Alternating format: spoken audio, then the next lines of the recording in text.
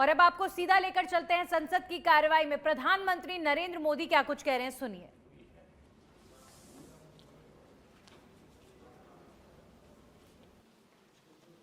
काफी साथी यहां से भी जिन मुद्दों को स्पर्श किया गया है उसको तथ्य से और तर्क से सदन को जरूर जानकारी देंगे, और इसलिए मैं उन विषयों में जाना नहीं चाहता। आदरणीय अध्यक्ष जी, राष्ट्र के जीवन में कुछ महत्वपूर्ण पल आते हैं और उस समय की समाज की मनस्थिति और नेतृत्व की क्षमता उस पल को कैप्चर करके एक राष्ट्र की अमानत बना देती है, एक मजबूत धरोहर तैयार कर देती है। मैं समझता हूं कि भारत के संसदीय लोकतंत्र के इतिहास में ये वैसे ही पल है। आवश्यकता तो ये थी कि 25-30 साल पहले जब से विचार सामने आया, आवश्यकता महसूस हुई, हम इसको लागू कर देते और हम आज उसको काफी परिपक्वता तक पहुंचा देते हैं और आवश्यकता के अनुसार उसमें समय समय पर सुधार भी होते हैं, और यही तो लोकतंत्र की ब्यूटी होती है। हमारी मदर ऑफ डेमोक्रेसी है, हमारी हजारों साल की लोकतंत्र की एक विकास यात्रा रही है, और उस विकास यात्रा में एक नया आयाम जोड़ने का एक शुभ अवसर सदन के हम सभी साथियों को मिला है। और मैंने प्रारंभ में कहा है कि हम सब भाग्यवान हैं कि हमें ऐसे महत्वपूर्ण और देश की आधी आबादी को इस राष्ट्र निर्माण की नीति निर्धारण प्रक्रिया में हिस्सेदार बनाने का सौभाग्य मिल रहा है।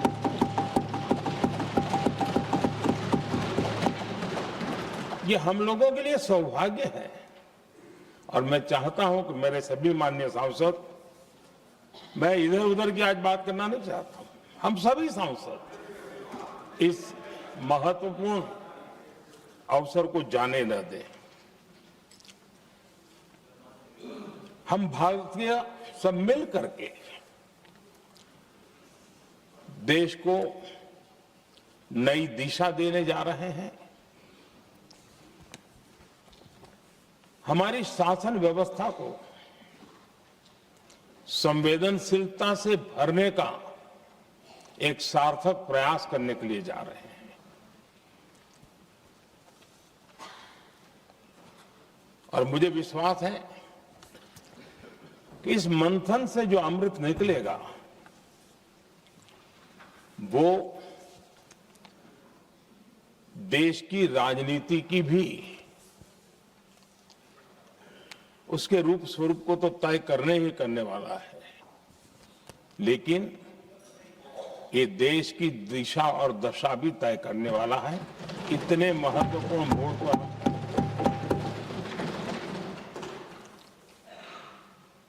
आदरणीय अध्यक्ष जी, 21वीं सदी में भारत एक नए आत्मविश्वास के साथ आगे बढ़ रहा है। विश्व में भी आज भारत की स्वीकृति हम सब महसूस कर रहे हैं, और ये हम सबके लिए गौरव का पल है। एक समय हमारे पास आया है, और इस समय को हमने एक विकसित भारत के संकल्प के साथ जोड़ा है।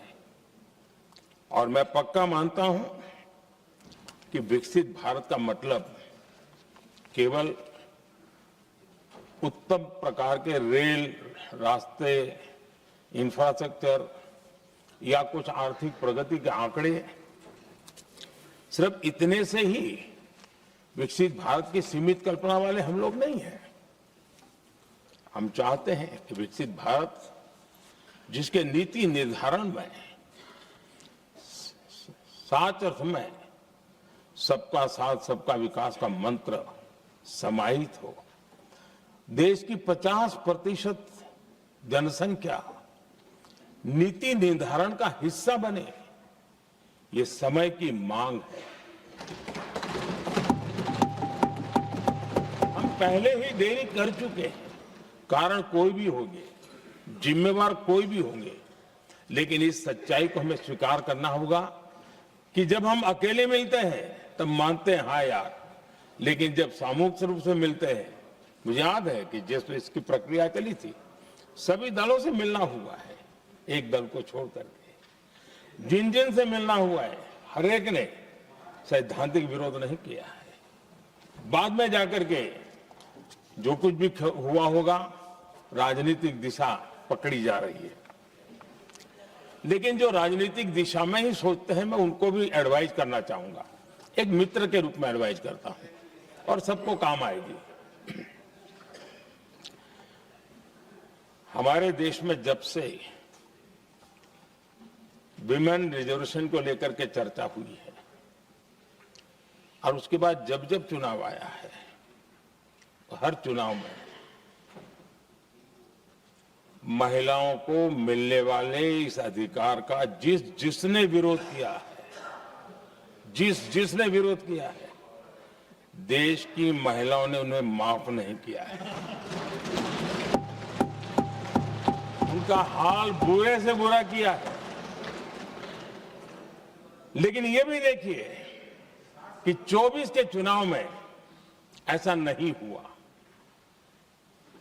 क्यों नहीं हुआ? ये इसलिए नहीं हुआ कि 24 में सबने सहमति इसको पारित किया, तो ये विषय ही नहीं रहा। किसी के पक्ष में पॉलिटिकल फायदा नहीं हुआ, किसी का नुकसान भी नहीं हुआ। सहज रूप से जो मुद्दे थे, उन मुद्दों के आधार पर चुनाव लड़ा, क्योंकि 24 में सब साथ में थे। कुछ लोग यहां है, कुछ लोग नहीं है, लेकिन सब साथ में थे। आज भी मैं कहता हूं, अगर हम सब साथ में जाते हैं तो इतिहास गवाह है कि ये किसी एक के राजनीतिक पक्ष में नहीं जाएगा, ये देश के लोकतंत्र के पक्ष में जाएगा, देश के सामूहिक निर्णय शक्ति के पक्ष में जाएगा और हम सब उसके यश के हकदार होंगे। न ट्रेजरी बैंक उसका हकदार रहेगा, न मोदी उसका हकदार रहेगा, यहां बैठे हुए सब हकदार रहेंगे। और इसलिए जिन लोगों को इसमें राजनीति की बू आ रही है, मैं चाहूंगा कि वो खुद के परिणामों को पिछले 30 साल में देख ले। फायदा उनका भी इसी में रास्ता दिखा रहा हूं, इसी में फायदा है कि जो नुकसान हो रहा है उससे बच जाओगे।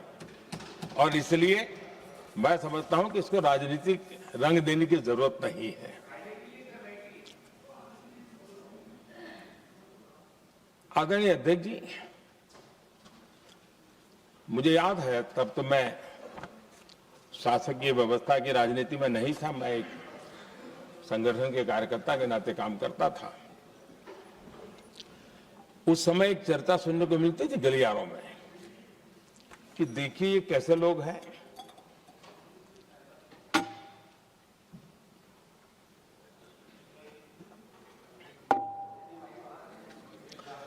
पंचायतों में आरक्षण देना है तो बहुत आराम से दे देते हैं, लेकिन आप कह रहे तो कह रहे हैं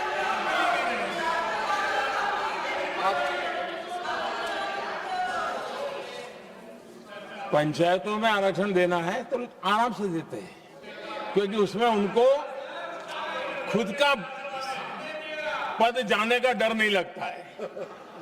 उसको लगता है हम सुरक्षित यार वहां दे दो। ये उस समय गलियारों में बहुत चर्चा थी। कि बोले कभी नहीं करेंगे यहां बैठे हुए। क्यों? क्योंकि उनका कुछ जाएगा, और इसलिए, और बगे पंचायत का हो जाता है, 50% तक पहुंच गए। मैं राजनीतिक दृष्टि से और भी एक बात समझाना चाहता हूं साथियों। आज से 25 साल 30 साल पहले जिसने भी विरोध किया, तो विरोध राजनीतिक सतह से नीचे नहीं गया था। आज ऐसा समझने की गलती मत करना। पिछले 25-30 साल में ग्रास रूट लेवल पे पंचायती चुनाव व्यवस्थाओं में जीत करके आई हुई बहनों में एक पॉलिटिकल कॉन्शियसनेस है। वे ओपिनियन मेकर हैं ग्रास रूट लेवल पे। 30 साल पहले वो शांत रहती थी, बोलती नहीं थी, समझती थी, बोलती नहीं थी। आज वो वोकल है, और इसलिए अब जो भी पक्ष विपक्ष होगा, वो जो लाखों बहनें कभी न कभी पंचायत में काम कर चुकी है, प्रतिनिधित्व कर चुकी है, जनता के सुख दुख की समस्याओं को गहराई से देखा है, वो आंदोलित है। वो कहती हैं कि झाड़ू कचरा वाले काम में तो हमें जोड़ देते हो, वो तो परिवार में भी पहले होता था, अब हमें निर्णय प्रक्रिया में जोड़ो। और निर्णय प्रक्रियाएं विधानसभा में और पार्लियामेंट में होती है।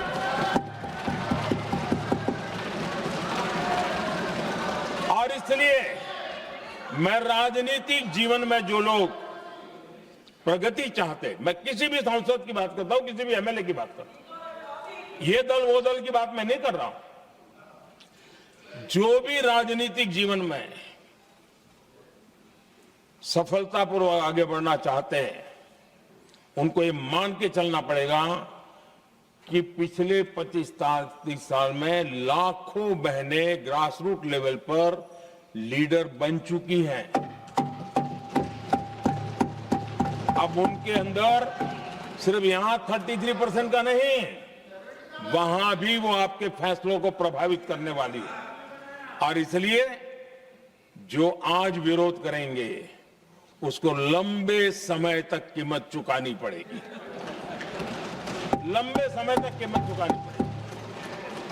और इसलिए राजनीतिक समझदारी भी इसी में है कि हम ग्रास रूट लेवल पर महिलाओं की जो पॉलिटिकल लीडरशिप खड़ी हुई है, उसको आपने अब कंसीडर करना पड़ेगा। यहां मैंने सुना, हमारे मुलायम सिंह जी थे, तब से एक विषय चला रहे हैं, उनके परिवार वाले भी चला रहे हैं। आप देश की बहनों पर भरोसा करो ना, उनकी समझदारी पर भरोसा करो। एक बार 33% बहनों को यहां आने दो, आकर के उनको निर्णय करने दो, किसको देना है, किसको नहीं देना है, इस वर्ग को देना, उस वर्ग को देना, करेंगे वो निर्णय।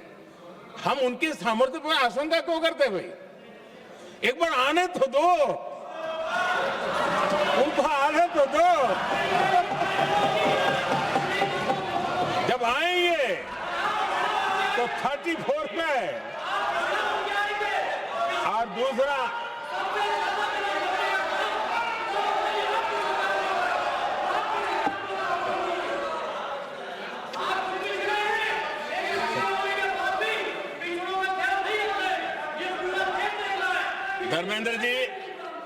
धर्मेंद्र जी, मैं आपका बहुत आभारी हूं कि आपने मेरी पहचान करा दी। ये बात सही है, मैं अति पिछड़े समाज से आता हूं।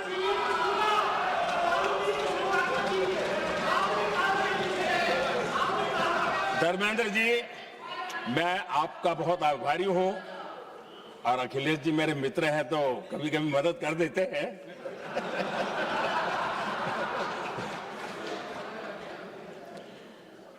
ये बात सही है कि मैं अति पिछड़े समाज से आता हूं, लेकिन मेरा दायित्व समाज के सबको साथ लेके चलने का है, और यही मेरे संविधान ने मुझे यही रास्ता दिखाया है। मेरे लिए संविधान ही सर्वोपरि है, और इसलिए, और ये संविधान की ताकत है कि मेरे जैसा अत्यंत छोटे समाज का अति पिछड़े समाज के व्यक्ति को इतना बड़ा दायित्व देश ने दिया।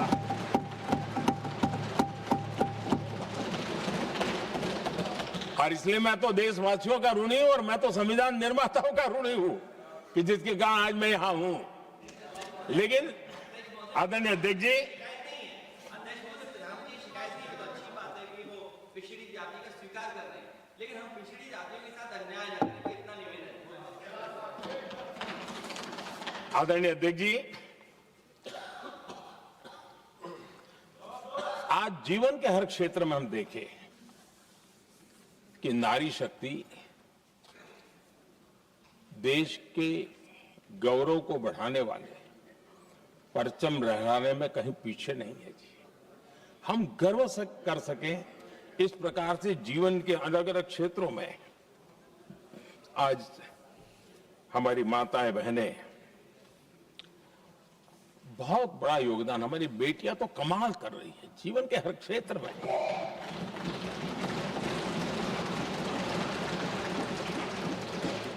इतना बड़ा सामर्थ्य,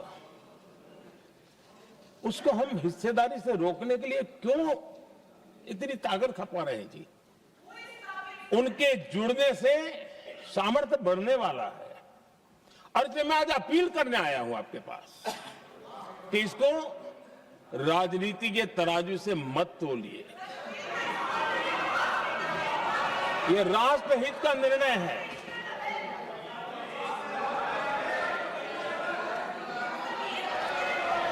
आदरणीय अध्यक्ष जी, आज का हमारे सामने अवसर एक साथ बैठ करके एक दिशा में सोच करके विकसित भारत बनाने में हमारी नारी शक्ति की भागीदारी को एक खुले मन से निर्णय करने का अवसर है, स्वीकार करने का अवसर है। और मैंने जैसा पहले ही कहा कि आज पूरा देश और विशेष करके नारी शक्ति हमारे निर्णय तो देखेगी, लेकिन निर्णय से ज्यादा हमारी नीयत को देखेगी।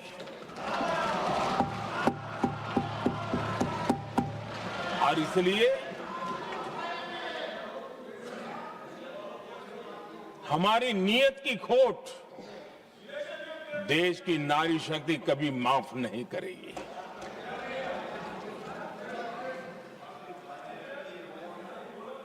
आदरणीय अध्यक्ष जी, 2023 में इस नए सदन में हमने सर्वसम्मति से एक प्रकार से इस अधिनियम को स्वीकार किया था।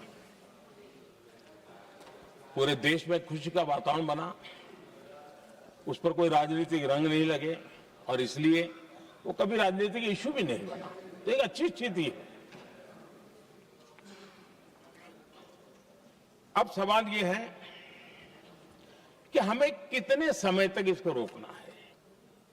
अब यहां जो लोग जनसंख्या वगैरह के विषय उठाते हैं, क्या आपको मालूम नहीं है? मैं चाहूंगा कि अमित भाई अपने भाषण में इन सारी चीजों का उल्लेख करेंगे, जब कि हमने जनगणना के संबंध में कब कब क्या क्या किया था, बाद में कोविड आया, उसके कारण क्या मुसीबत आई, कैसे रुकावटें आई, ये सारी बातें हम सबके सामने है, इसमें कोई विषय नहीं है। लेकिन पिछले दिनों जब हम 23 में चर्चा कर रहे थे, तब भी व्यापक रूप से बात ये थी कि इसको जल्दी करो। हर कोई कह रहा था जल्दी करो। अब 24 में संभव नहीं था क्योंकि इतने कम समय में करना मुश्किल था। अब 29 में हमारे पास अवसर है। अगर हम 29 में भी नहीं करते तो ये स्थिति क्या बनेगी हम कल्पना कर सकते। फिर हम देश की माताओं बहनों को ये विश्वास नहीं बना पाएंगे कि हम सचमुच में प्रयास सच्चे अर्थ से कर सकते थे। और इसलिए समय की मांग है कि अब हम ज्यादा विलंब न करें। इस दरमियान राजनीतिक दल के लोगों से संविधान के जानकार लोगों से, जो महिलाओं में एक्टिविस्ट के नाते काम करने वाले ऐसे लोगों से भी कई चर्चाएं हुई। कुछ लोगों ने खुद होकर के भी सुझाव दिए। सारा मंथन करते करते करते, और यहाँ भी सभी दलों से लगातार बातें इनकी होती रही है। स्ट्रक्चर वे में हुई है, इनफॉर्मल भी हुई है, और उसमें से आखिर बना हुई एक कुछ रास्ता निकालना होगा ताकि हम हमारी माताओं बहनों की शक्ति को जोड़ सकते हैं। आदरणीय अध्यक्ष जी, मैं एक बात जरूर कहना चाहूंगा। यहां बैठकर के हमें किसी को संविधान ने देश को टुकड़ों में सोचने का अधिकार ही नहीं दिया है। जो शपथ लेके हम बैठे हैं ना, हम सबको एक राष्ट्र के रूप में विचार करना हमारा दायित्व बनता है। चाहे कश्मीर हो या कन्याकुमारी, हम टुकड़ों में न सोच सकते हैं, न टुकड़ों में हम निर्णय कर सकते हैं। और इसलिए निराधार रूप में, जिसमें कोई सच्चाई नहीं, रत्ती भर सच्चाई नहीं है, सिर्फ राजनीतिक लाभ लेने के लिए जो बवंडर खड़ा किया जा रहा है, मैं आज बड़ी जिम्मेवारी के साथ इस सदन में, इस पवित्र जगह से कहना चाहता हूं, चाहे दक्षिण हो, उत्तर हो, पूर्व हो, पश्चिम हो, छोटे राज्य हो, बड़े राज्य हो, मैं आज एक जिम्मेवारी से कहना चाहता हूं कि निर्णय प्रक्रिया किसी के साथ भी भेदभाव नहीं करेगी। ये निर्णय प्रक्रिया किसी के साथ अन्याय नहीं करेगी।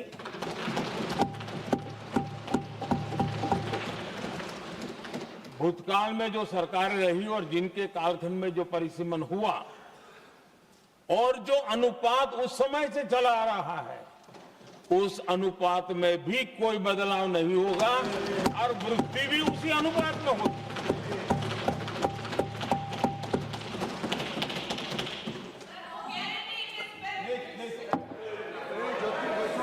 अगर गारंटी शब्द चाहिए तो मैं गारंटी शब्द उपयोग करता हूं।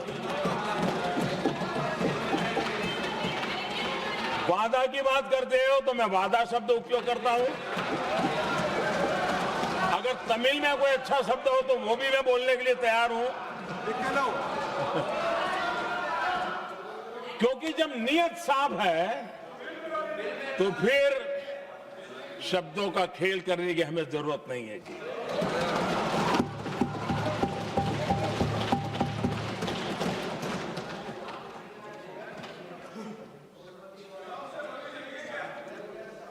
आदरणीय अध्यक्ष जी, मैं आज सदन के सभी साथियों को ये भी कहना चाहता हूं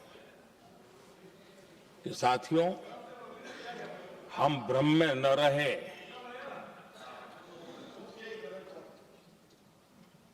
हम उस अहंकार में न रहे, और मैं हम शब्द प्रयोग कर रहा हूं। मैं और तुम की बात नहीं कर रहा हूं। हम इस भ्रम में न रहे कि हम देश की नारी शक्ति को हम कुछ दे रहे हैं। जी नहीं, उसका हक है। और हमने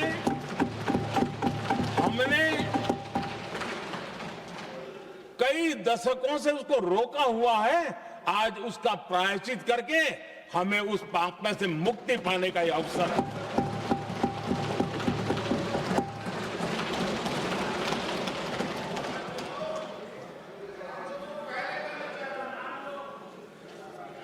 हम सब जानते हैं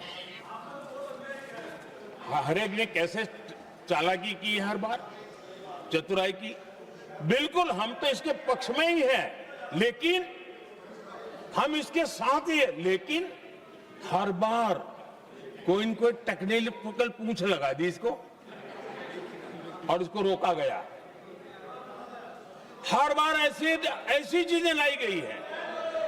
हिम्मत नहीं है कि हम 33% महिलाओं के आरक्षण का विरोध कर पाए। वो तो जमाना चला गया, आपको करना नहीं है, लेकिन कहने की हिम्मत भी नहीं है। और इसलिए टेक्निकल बहानेबाजी, ये करो तो ये, वो करो तो वो, डिगरा करो। अब देश की नारी को नहीं समझा पाओगे। सदन में नंबर का खेल क्या होता है वो तो समय तय करेगा, लेकिन ये पक्का है कि अब इन भांति भांति के बहानेबाजी, भांति भांति टेक्निकल मुद्दों के आधार पर चीजों को उलझा करके 3 दशक तक इसको अड़ंगे डाले, हमने फंसा के रखा। आपने जो अचीव करना था कर लिया, अब छोड़ दो ना भाई। 3 दशक कम पड़ते हैं क्या रोकने में? 3 दशक तक आपने रोका, फिर भी कुछ कर नहीं पाए, तो अब तो करो।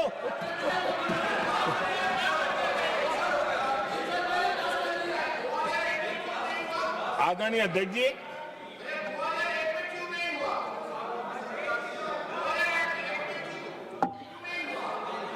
यहां कुछ लोगों को लगता है, आदरणीय अध्यक्ष, यहां कुछ लोगों को लगता है इसमें कहीं न कहीं मोदी का राजनीतिक स्वार्थ है।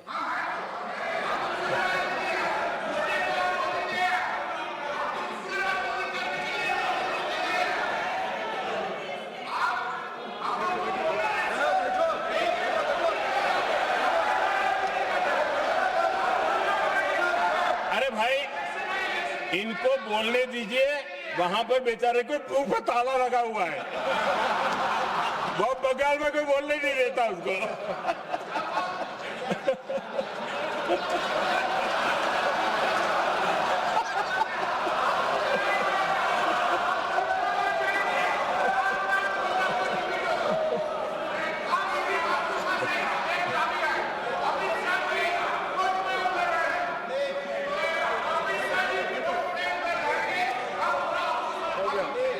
आदरणीय अध्यक्ष जी,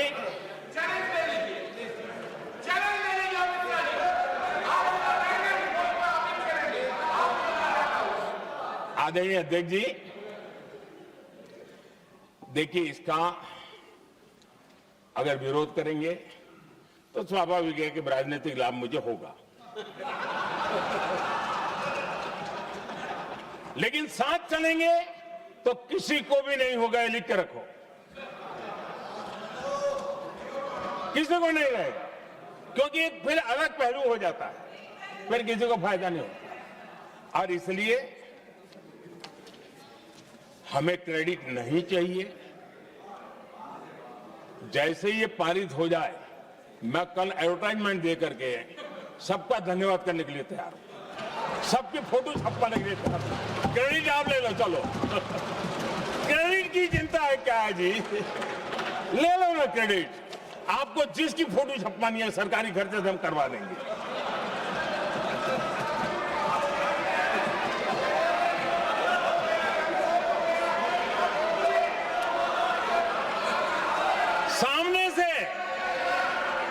सामने से क्रेडिट का ब्लैंक चेक आपको दे रहा हूं।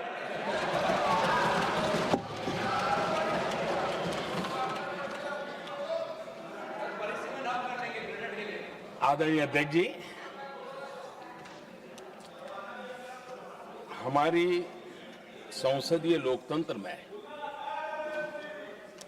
महिलाओं की भागीदारी ये सिर्फ आंकड़ों का खेल या एक लोकतांत्रिक व्यवस्था में सुधार इतना सीमित नहीं है। लोकतंत्र की जननी के रूप में, मदर ऑफ डेमोक्रेसी के रूप में ये निर्णय भारत का कमिटमेंट है, ये सांस्कृतिक कमिटमेंट है।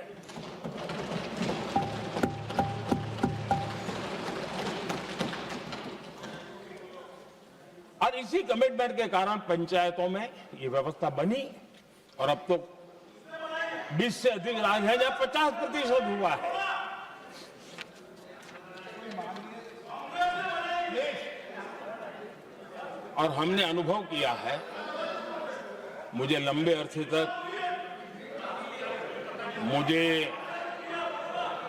अरसे तक मुख्यमंत्री के रूप में सेवा करने का जनता ने अवसर दिया, और उसी कालखंड में ग्रासरूट लेवल पर विमेन लीडरशिप को मैंने देखा है। मेरा अनुभव है कि संवेदनशीलता के साथ समस्याओं के समाधान में उनका कमिटमेंट बहुत ही परिणामकारी रहते थे, विकास की यात्रा को गति देने में रहते थे। और उस अनुभव के आधार पर मैं कहता हूं कि इस सदन में उनकी आवाज नई शक्ति बनेगी, नई सोच जुड़ेगी, देश की दिशा में एक संवेदनशीलता जुड़ेगी। तथ्य और तर्क के आधारों पर अनुभव जब जुड़ता है तब मैं समझता हूं उसका सामर्थ्य अनेक गुना बढ़ जाता है और सदन कितना समृद्ध हो।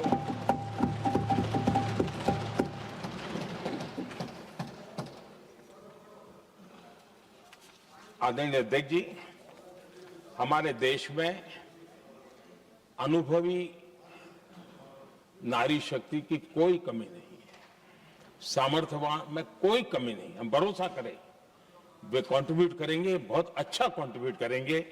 और आज भी जितनी हमारी बहनें यहां हैं, जब भी उनको अवसर मिला है उन्होंने बहुत अच्छे ढंग से अपनी बात बताई है, सदन को समृद्ध किया है। आदरणीय अध्यक्ष जी, आज देश में वर्तमान में देश में 650 से ज्यादा पंचायतें, डिस्ट्रिक्ट पंचायत, करीब 250 महिलाएं उसका नेतृत्व कर रही, और केंद्र के कैबिनेट मिनिस्टर से ज्यादा उनके पास जिम्मेवारी और धन और व्यवस्था होती है, काम करती है जी। करीब 6700 ब्लॉक पंचायतों में 2700 से अधिक ब्लॉक पंचायत ऐसी हैं जिसका नेतृत्व महिलाओं के हाथ में। आज देश में 900 से अधिक शहरों में अर्बन लोकल बॉडीज की हेड के रूप में मेयर्स हो या स्टैंडिंग कमेटी का काम देखने वाली बहनें हैं, उनकी ताकत है। और मैं मानता हूं कि आज देश जो प्रगति कर रहा है उस प्रगति में इनका भी महत्वपूर्ण योगदान है। उस ऋण को हमें स्वीकार करने का ये अवसर है। और जब ये अनुभव सदन के साथ जुड़ेगा तब वो अनेक गुना ताकत बढ़ा देगा। आदरणीय अध्यक्ष जी, एक लंबी प्रतीक्षा एंड एक प्रकार से हम सबके लिए सवालिया निशान पैदा हो, ऐसी परिस्थिति हम ही लोगों ने पैदा की है।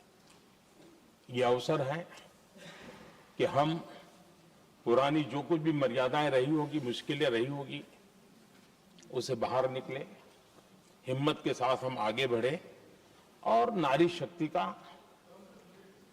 राष्ट्र के विकास में उनकी सहभागिता को हम सुनिश्चित करें। और मैं पक्का मानता हूं कि अगर आज हम मिलकर के निर्णय करते हैं,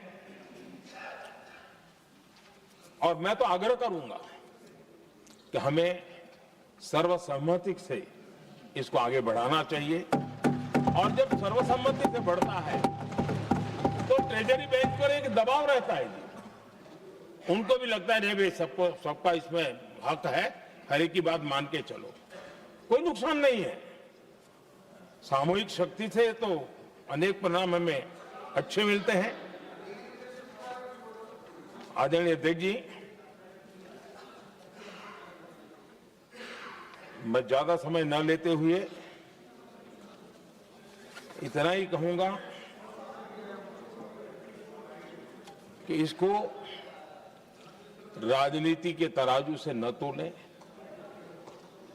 हम जब भी कुछ निर्णय करने जा रहे हैं तो देश के इतने बड़े देश का आधा जिम्मा जो उठा रहे हैं उनका भी कोई हक बनता है यहां आने का, हमें रोकना नहीं चाहिए। और दूसरा, संख्या के संबंध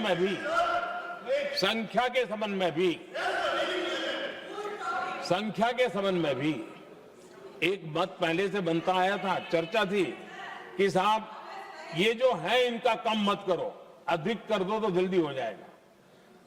वो अधिक वाला विषय वो आया है कि चलो भाई पैसे जो संख्या थी 33% और बढ़ा दो, ताकि किसी को ऐसा न लगे कि मेरा हक चला गया। एक नई शक्ति जुड़ेगी, अतिरिक्त शक्ति जुड़ेगी। और अब सदन की रचना भी तो अब पहले से हमने सोच के रखा है, जगह तो बना ली है। और आदरणीय अध्यक्ष जी, मैं लाइटर में मैं जरूर कहना चाहूंगा, हर एक के अपने राजनीतिक कारण होते हैं और पराजय का डर जरा हैरान करने वाला होता है,